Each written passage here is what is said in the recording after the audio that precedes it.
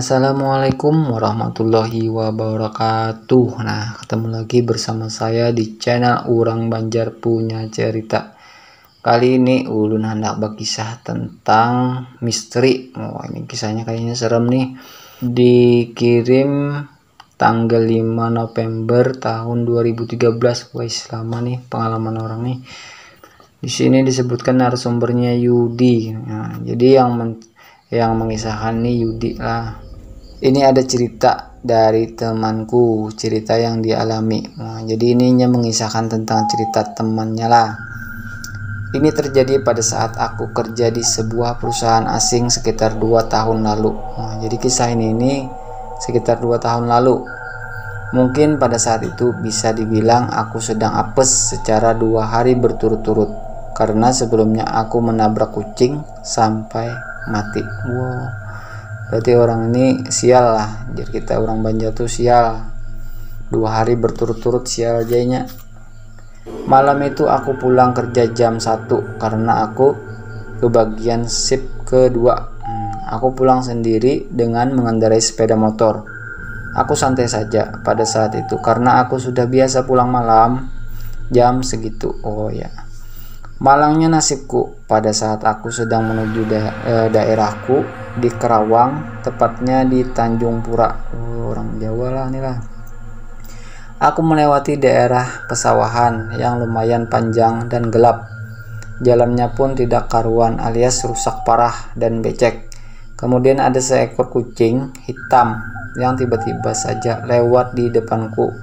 Aku langsung berpikir, kenapa ini kok tiba-tiba ada kucing hitam lewat, dan perasaanku pun tidak enak.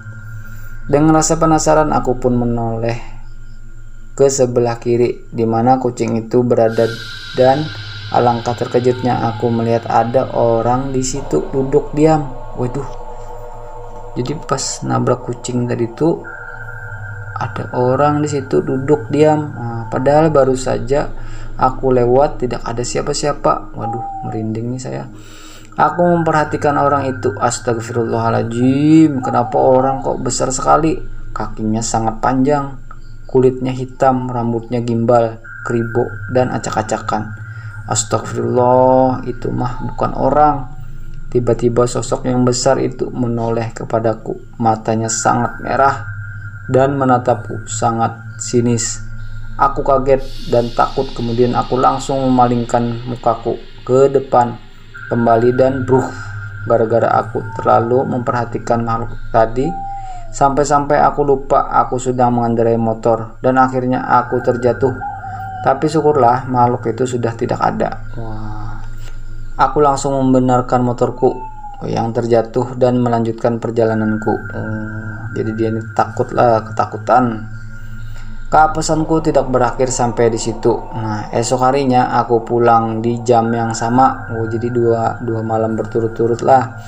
Nah, jadi dia ini shiftnya di malam hari.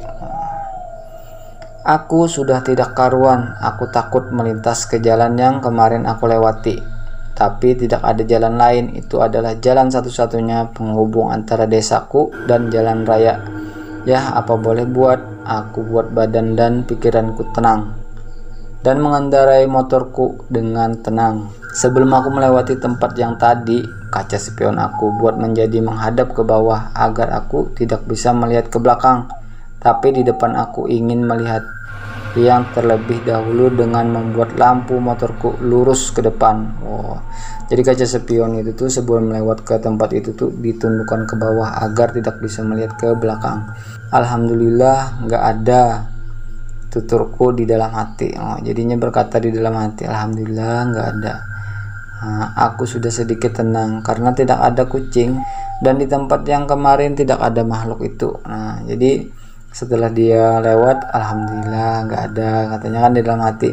Tuturnya di dalam hati, aku sudah sedikit tenang karena tidak ada kucing juga yang tiba-tiba lewat, dan di tempat yang kemarin tidak ada makhluk itu. Seperti biasa aku tenang mengendarai motorku, tapi tiba-tiba kok motorku terasa berat. Kok terasa berat ya di gasnya, katanya kan. Yang tadinya gigi 3 aku oper menjadi gigi 2. tapi motorku masih terasa berat saat digas. Aku oper lagi menjadi gigi 1, tapi masih berat juga. Aduh, kenapa nih motor? Tuturku kan di dalam hati, ada yang gak beres nih. Ada yang aneh dengan tubuhku. Kok bahu sebelah kananku ada rambut yang lumayan panjang, sedangkan rambutku pendek, tidak gondrong. Pikiranku sudah tidak karuan. Udara yang sudah dingin lebih menjadi dingin sampai menusuk tulang. Aduh, badanku agak gemetar. Jantung berdegup kencang.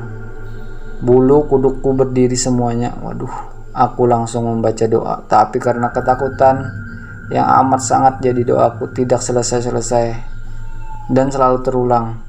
Aku memberanikan diri untuk melihat ke belakang. Waduh, aku angkat kaca spion motorku dengan pelan-pelan. Alangkah terkejutnya, aku ada kaki orang yang bergonceng di belakangku. Padahal aku tadi naik motor sendiri. Aku naikkan kaca spionku makin tinggi, tapi cuma sampai dada karena aku tidak berani sampai melihat muka. Astagfirullah, astagfirullah, astagfirullah. Sepertinya aku kenal siapa yang duduk di belakangku. Aduh, merinding nih gue. Dia adalah makhluk yang kemarin aku lihat. Semakin tidak karuan pikiranku, aku cuma berdoa supaya aku tidak diapa-apain. Aku pura-pura mengendarai motorku dengan santai. Setelah tiba di Pengkolan, aku pura-pura mengendarai motorku dengan santai. Setelah tiba di Pengkolan, dekat dengan rumah penduduk, aku diberhentikan oleh seorang kakek di tengah jalan. Tapi aku tidak mengenal kakek itu.